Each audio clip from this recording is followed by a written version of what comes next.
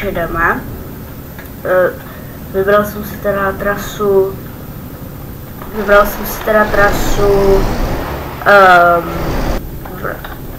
jsem si trasu z Paříže do Doveru. Dover je v Anglii a dámy a pánové, jak to vypadá, když se připojíte do multiplayeru?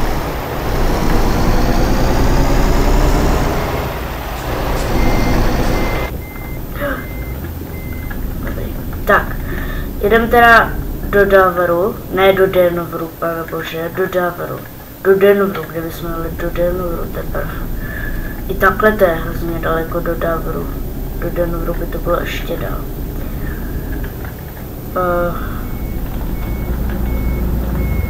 Ne, co děláš? Kámo. Dobrý. Nic se nestalo. Tak jinak tohle přede mnou je normální člověk, reálný člověk, jo. Jestli na tom někdo něco nechápe, tak to. Hele, jako hoši, já bych potřeboval projet, jo. A už to začíná. Už je to tady. No, prostě multiplayer. Jste mě kam? Jako...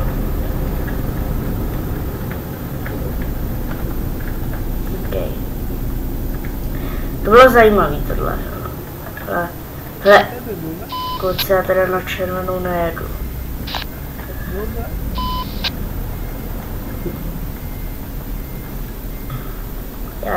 Kluci, já teda na červenou nejedu. Tady má před náma problém, trošku narazilo.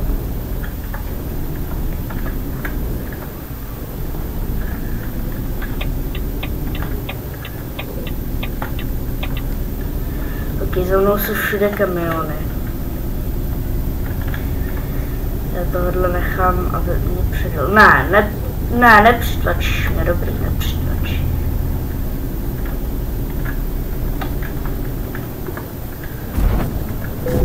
Do prčic. Už jako... Tady jste na dálnici, jo. Už jako tady jste na dálnici, jo.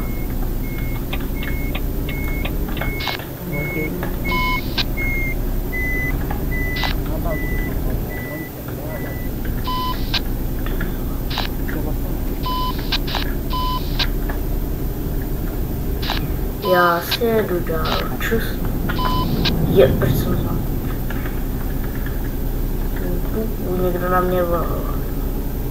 Přes voice chat, který tady jinak je taky.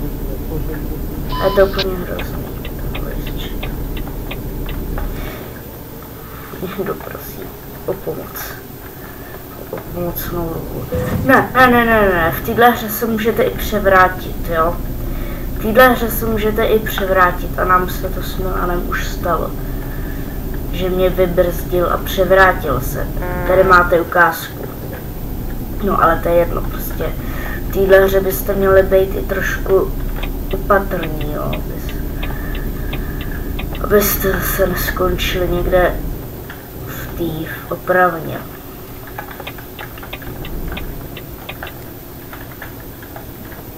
Tak jo.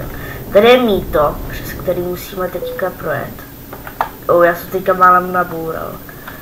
Ale jenom málem, takže v pohodě.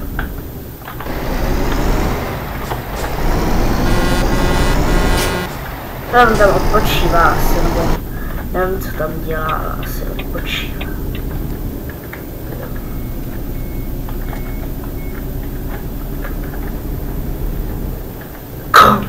V tom zrcátku to bylo tak těsný, bože. To bylo tak těsný, že to bylo až hrozný. Ok, tohle bude takový speciální video z toho multiplayeru asi, nebo bude jich třeba 3 takovýhle speciály. A pak, dámy a pánové, počkejte, až na Vánoce dostanu volant, protože s tím to je pak lepší, s tím volantem. Takže tak jo, ale to je jedno. to je jenom tak, že tohle bude prostě třeba 3 takovýhle videa z toho a pak až po Vánocích, až dostanu volant k Vánocům. Takže takhle, jo, aby bylo jasno na pravou míru. A za mnou někdo jede a mě to znepokojuje.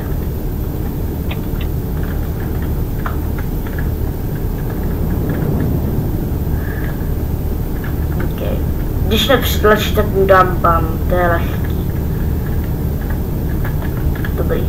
Ono to někdy vypadá, že vás chce přitlačit, ale jenom třeba, já nevím, jenom třeba nějak škubne jenom, takže jenom tak malilinko, ale tenhle zatím nic nedělá, takže není důvod. Lidi, nezneužívejte toho, že tady jde dát ban, já vám nebudu ukazovat jak, protože vy pak, já vás znám, pak půjdete do multiplayeru, každýho koho uvidíte, ať dělá cokoliv, tak dáte ban, to jako zase, to pak zase může být, to pak můžu zase dát ban vám a rovnou admini, takže jako takhle. Protože ono to pak je trošku podezřelý, když na stejný jméno přijde, když třeba jedno jméno, to samý, dá ban třeba 20 lidem, jako za sebou, to je trošku divný. Ale já tady pozdravím.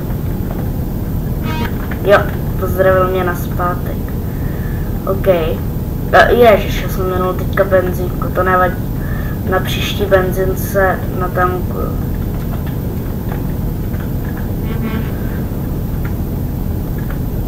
Všichni tady zdravěj.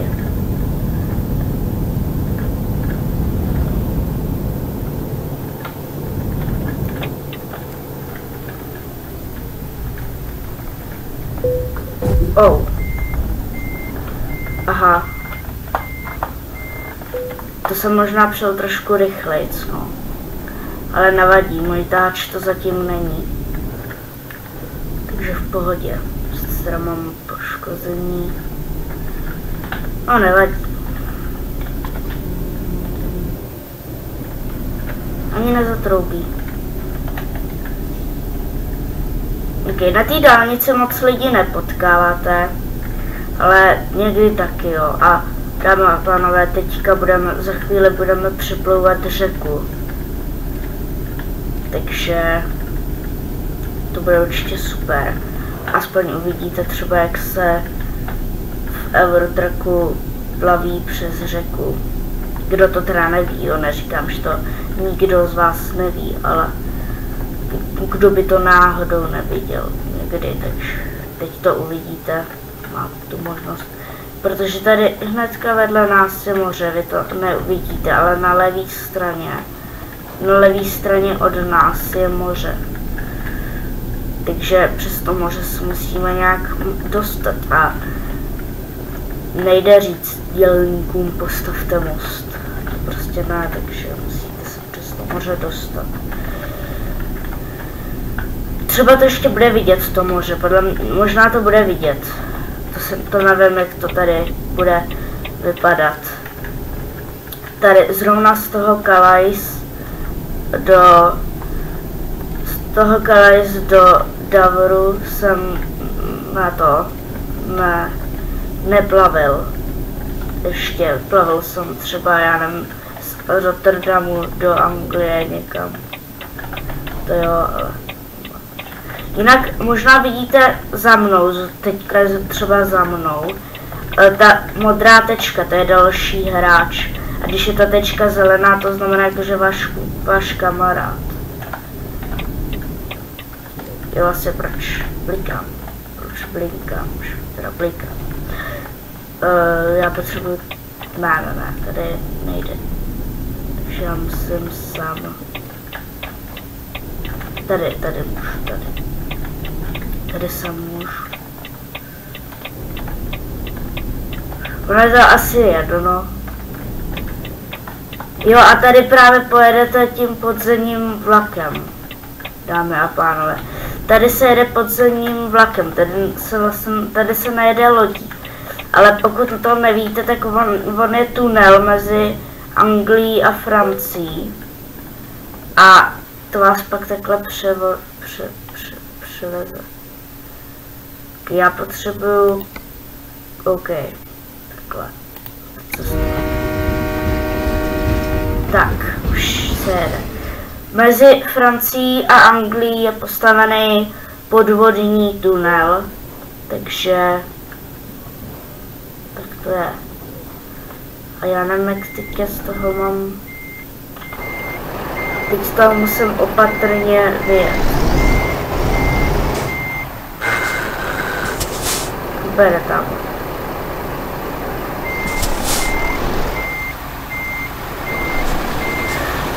Jo, aha, on mě může projet, to jsem nevěděl, jsem si trošku lek.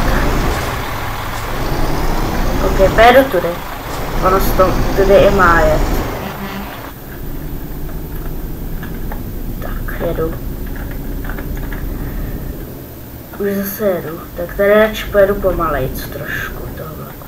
Jo, tady vidíte ten vlak a on pak najede. Tady to fakt není teďka vidět, jo, ale já nevím, nějak si to najděte vy, ale prostě je tam, ale myslím, že každý to ví, že prostě tam je podvodný tunel a přes ten vás takhle připraví. Ok, já teďka přejedu přes tenhle most, protože se potřebuji dostat na druhou stranu, protože na druhé straně je ten výjezd. A vlastně tady jsem v Anglii, že jo, tady bych měl jezdit vlevo. Tak budeme jezdit vlevo, protože tady to je, tady už to je Anglie. Jo, ono je těžký si zvykat. A jo, tady koukám, že to je jednosměrka zrovna. Tady musím zastavit, takže se musím zastavit. A tamhle ten jede do Francie někam tam. No, dobrý. Já potřebuju sám. A musím najet doleva, protože ono je to matoucí, ale tady prostě v Anglii se musí jezdit vlevo, no. A proto jsem taky chtěl jet do Anglie, protože tady je spousta trotlů, který jezdí vpravo v té Anglii, takže možná je trošku nebezpečný tady v Anglii jezdit takhle rychle, protože pak můžete potkat nějakýho taky rychlíka, který jede v protisměru jakoby, takže jede vlastně napravo a vy jste pak prostě máte průšvih, nebo prostě máte to blbý, no, protože se pak srazíte a tak, no a poškodí se vám motor. A ještě když máte svůj tahač, jo, tak to pak musíte prostě za svý peníze si opravit, jo. Tenhle tahač, který máte prostě půjčený, tak to prostě ne, to prostě nic se neděje pak, ale když už máte pak svůj, tak ho musíte opravit už za svý peníze, no. Což já zase tak, já jsem v mínusu, ale ne zase tak moc, asi 12, asi 10 000 v mínusu, takže tak, ale stejně prostě. A pak po chvíli, myslím, že až dojedeme do Davru, tak si budeme moct koupit vlastní peníze. No, z banky půjčit peníze. Ježiš, já už jsem porušil rychlost, protože už jsem v městě, takže tady už se to počítá.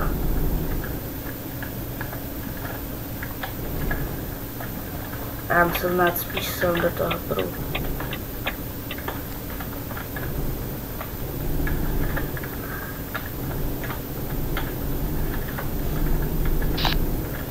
Že tady musím jít tak pomalu. To je příšerný.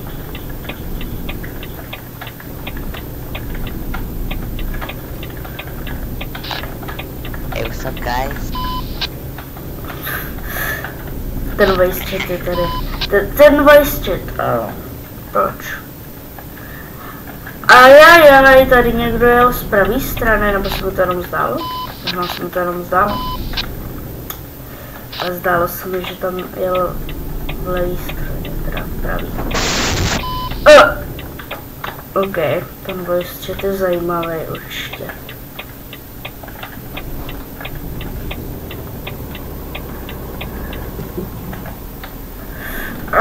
Takový kousek musím ještě. OK, dáme, že přeskočit. Uspokojivé.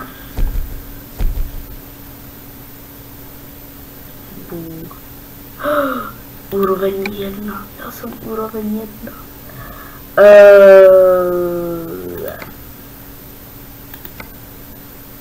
OK. Jo. Tak, teď si můžeme tady z banky půjčit 100 000 korunek. Ale to si necháme na další díl. Koukneme se, kam se můžeme vypravit v dalším díle. Jestli můžeme do Londýna. Do Londýna, tam by to bylo totiž dobrý se podívat. Do Londýna, že bychom jeli do Londýna. Pak bychom jeli už vlastně, pak bychom to otočili. Ale bychom třeba do, já nevím. Tady je Londýn, tady je třeba Southampton, Flagstone. A tady se může jet do Rotterdamu, takže my pojedeme příště asi do Flagstone. Což bude vlastně i, koukám, možná kolem Londýna, počkej. Stavru. Tak tady není Londýn. Tady. Jo, to se jde docela i kolem Londýna. To by se dalo. A dokonce ze Scania. Scania je můj fanoušek. Scania se koupím. Pak, ale ještě se kouknu, kde teda má prodejce. Scania má v Lille. Takže tam se pak vrátíme třeba. A já možná budu moct pak už jet rovnou do Flagstone. Ale do Londýna. No, nějak to uvidíme. To bude v příštím díle. Jo. Takže pokud se vám video líbilo, tak dejte like a uvidíme se u dalšího dílu. Čau.